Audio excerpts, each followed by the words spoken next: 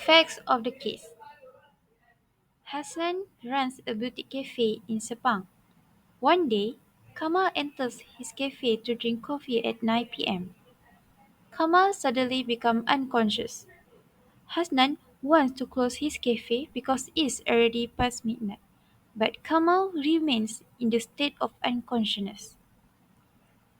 Hasnan decides to lock his shop and goes home leaving Kamal in his condition. Next day, Hasnan came early in the morning to open his cafe.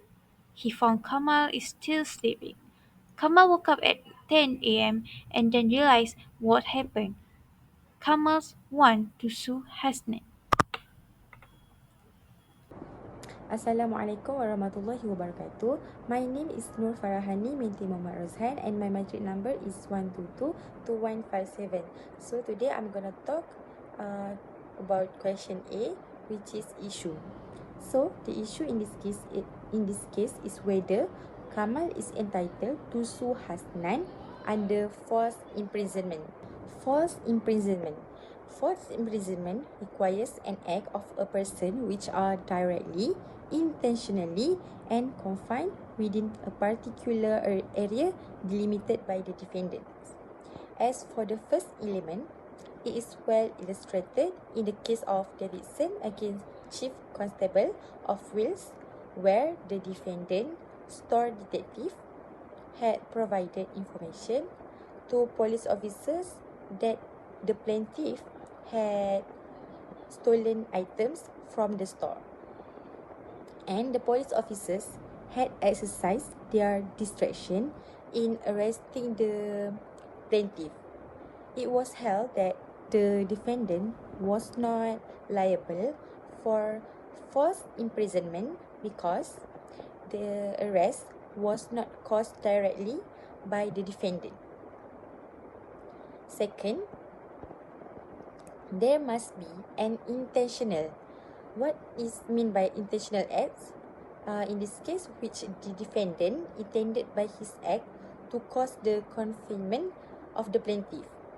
In addition to that, an intention to merely commit the act without any awareness of the consequences would satisfy the requirement of intentional act. For example, locking to the door to a room without knowing someone was confined inside the room. However, reckless of the defendant as the consequence of the act may be sufficient. And the last one, the restraint of the person must be total and complete.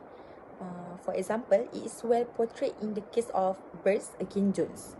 In this case, the defendant only prevented the plaintiff from continuing in one specific direction, which does not constitute false imprisonment.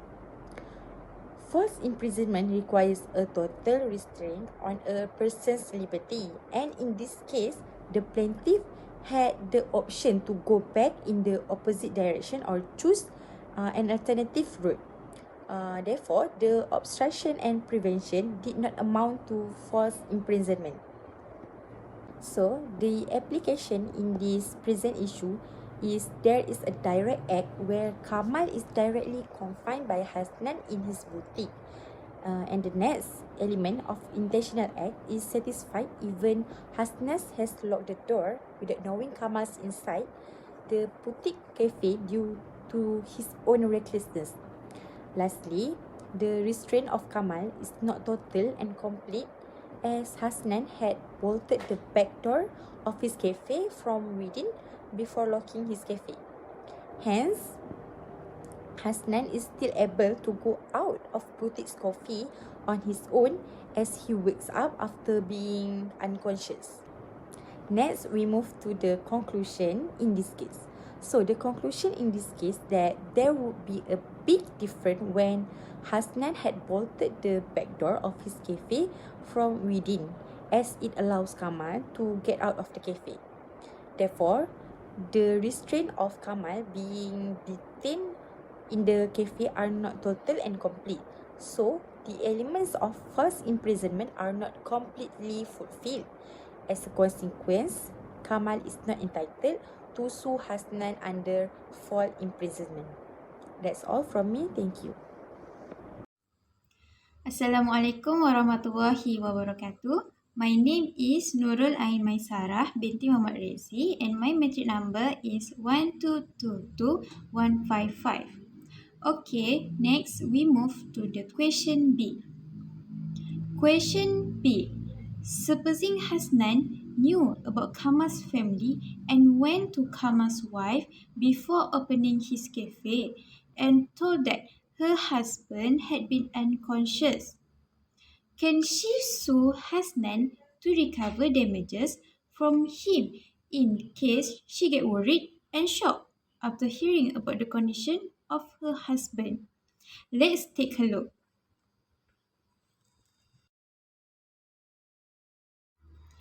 Okay, for the introduction, I am asked to advise Kamal's wife on whether she can get compensation from Hasnan because of worry and shock after hearing about her husband's condition on false imprisonment in international thought.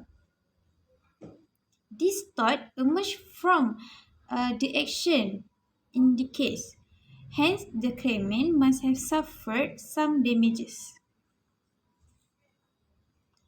Okay, the issue is whether compensation could be made for Kamal's wife due to worry and shock following the statement made by Hasnan. The plaintiff, which is Kamal's wife, must prove the element of liability under the principle of Wilkerson and Dunstan. The rule applied in this case is the element of liability under the principle of Wilkerson and Dunstan, which are: firstly, there must be an act. Secondly, the act was willfully done. Third, the act was calculated to cause harm. And lastly, the actual damage occurred. In this case, defendant had joked with plaintiff that her husband had broken both of his legs in the accident. These statements were actually false, but the defendant intended them to be believed as true by the plaintiff. The plaintiff suffered a shock to her nervous system as a result and caused her weeks of suffering. The court held that, although defendant did not intend to cause harm, the defendant had willfully done an act calculated to cause harm to the plaintiff, and therefore taken to have been intended. Thus, plaintiff get the compensation due to illness and suffering. Okay, so my name is NURUL binti FAKHRURRAZI, and I would like to explain the application and the conclusion of this issue. So, as the first element, which is laid down in the case of the Wilkinson and Dunstan, which is there must be an act which was willfully done. So in this present issue, yes, there is an act that occur, which is the action of Hasnan going voluntarily to Kamal's wife before opening his cafe, and he intentionally thought that her husband has been unconscious. We can see here that Hasnan is already know that Kamal was unconscious at his cafe, so he intentionally going to the Kamal's wife and told her about the condition of her husband. So, however, the action of Hasnan does not calculate to cause any harm, as Kamal's wife only suffered a mere damage and worry. A mere worry and shock, not like an actual illness like heart attack or shock to the nervous system or any critical condition that might cause her to suffer for weeks. As she was suffered a mere shock and worry, just like a normal reaction or response when we hear something bad news.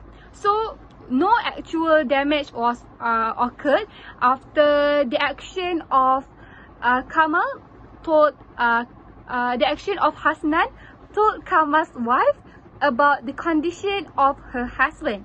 Therefore, we can see here that the elements of the liability that laid down under the principle the elements of liability that laid down under the principle in the case of the Wilkinson and in the Dunstan are not completely fulfilled, as there is no actual damage.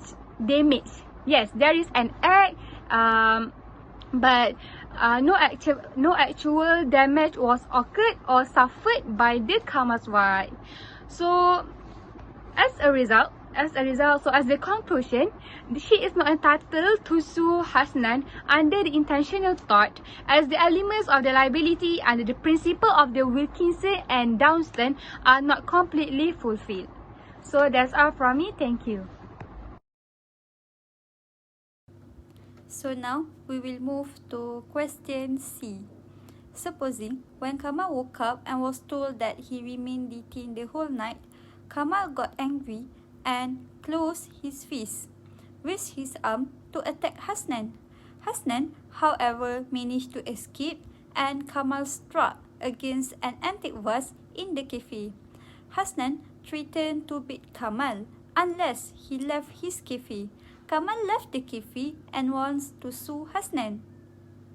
Is NURUL dan SYAFIQA binti Muhammad ROSDI and my number matric 1222156. Based on this question, there is an assault between Kamal and Hasnan. So, the issue is whether Kamal can sue Hasnan under assault. There are three elements of assault, which is in this situation, in this question, the elements of assault had been fulfilled. The first element is the threat by the defendant to commit immediate battery. In here, the defendant must have the intention to cause the plaintiff to apprehend the battery. We can see in the case of Tubeville and Savage, a man had placed his hand on his word and told another, if it were not a size time, I will not take such language. At the end, in this case, the court held that there must be intention to inflict the threat. The defendant's words negated the element of intention to injure the plaintiff, and therefore assault was not established. The second element is there is a reasonable fear of immediate harm, which is in here, the plaintiff must apprehend that force or a battery will be immediately inflicted upon him. This is determined by the test of reasonable apprehension, which is, this test means would a reasonable man faced with the same situation as the plaintiff apprehend the imminent infliction of battery. We can see in the case of R and St. George, the court held that pointing an unloaded gun at the plaintiff would likely amount to an assault. And lastly, the defendant's ability to carry out the threat, which is it follows from the reasonable man test. If it is apparent that defendant is unable to carry out the threat, a reasonable plaintiff would not apprehend the battery. In the case of Stephens and Myers, the defendant advanced with clenched fist and threatened to hit the plaintiff, but was stopped by a third party. The court held that the assault was established, even though the defendant had been stopped. This occurred only within a second or two of reaching plaintiff, and hence plaintiff would reasonably have believed that the defendant was capable of carrying out his threat. So, for the application, in this present issue, Kamal has the intention to cause Hasnan to apprehend the battery whenever he got angry towards Hasnan. Next, Hasnan must apprehend the battery will be immediately inflicted upon him. For example, Kamal did raise his arm to attack Hasnan. However, Hasnan managed to escape from him. Other than that, Kamal had the capability to carry out the threat whenever he closed his fist and raised his arm to attack Hasnan. For the conclusion, Kamal cannot sue Hasnan for the assault. However, Hasnan can sue Kamal because the elements of assault was fulfilled.